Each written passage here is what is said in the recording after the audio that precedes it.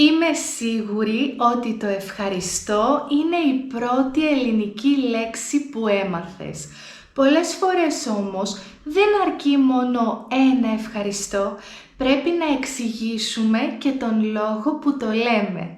Σήμερα λοιπόν θα σου μάθω πώς να συνδυάζεις το ρήμα ευχαριστώ με προθέσεις και συνδέσμους και στο τέλος θα ακούσεις 10 εναλλακτικούς τρόπους για να δείχνεις ευγνωμοσύνη.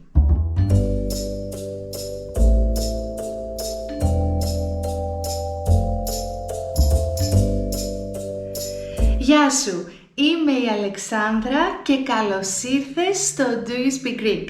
Τι πιο όμορφο από το να εκφράζει κανείς την ευγνωμοσύνη του στους ανθρώπους. Κάποιες φορές όμως θέλουμε να πούμε κάτι περισσότερο από ευχαριστώ.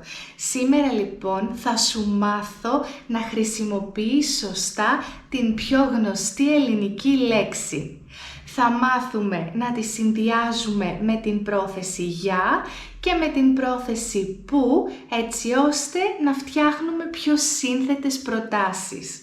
Μείνε μέχρι το τέλος του βίντεο, γιατί εκεί θα σου δώσω 10 εναλλακτικούς τρόπους να λες ευχαριστώ.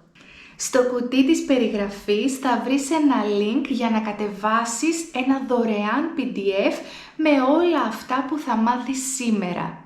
Κάνε εγγραφή στο κανάλι μου και ένα like στο βίντεο αν σου άρεσε και πάμε να ξεκινήσουμε. Για να ευχαριστήσουμε κάποιον στα ελληνικά θα χρησιμοποιήσουμε είτε την πρόθεση για είτε τον σύνδεσμο που. Ευχαριστώ για το δώρο σου.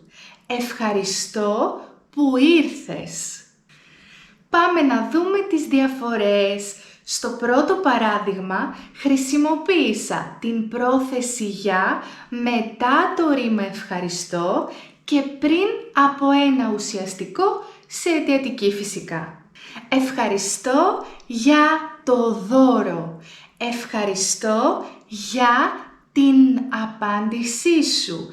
Ευχαριστώ για τον χρόνο σου. Στο δεύτερο παράδειγμα χρησιμοποίησα τον σύνδεσμο που και αμέσως μετά ένα ρήμα. Ευχαριστώ που ήρθες. Ευχαριστώ που μου έδωσες το αυτοκίνητό σου. Ευχαριστώ που μαγείρεψες σήμερα. Γενικά χρησιμοποιούμε το που με το ευχαριστώ και αμέσως μετά ένα ρήμα. Λοιπόν, και αφού έμεινες μέχρι εδώ, πάμε να σου δώσω 10 εναλλακτικούς τρόπους για να εκφράζεις την ευγνωμοσύνη σου στους ανθρώπους. 1. Χίλια ευχαριστώ. Χίλια ευχαριστώ για τα καλά σου λόγια. 2.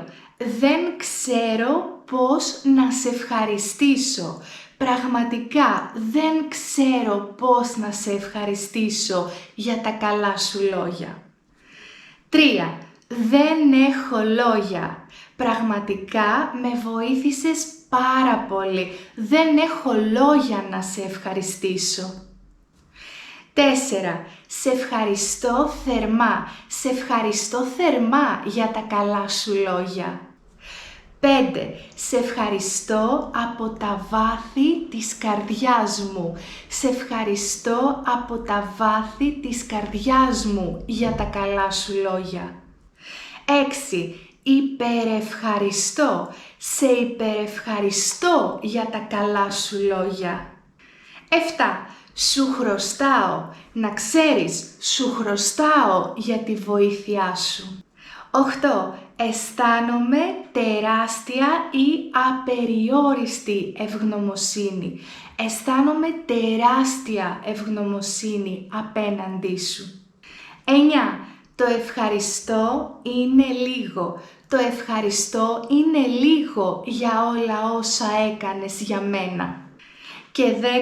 Δεν φαντάζεσαι πόση ευγνωμοσύνη νιώθω. Ξέρεις άλλους τρόπους να λες ευχαριστώ? Γράψε στα σχόλια.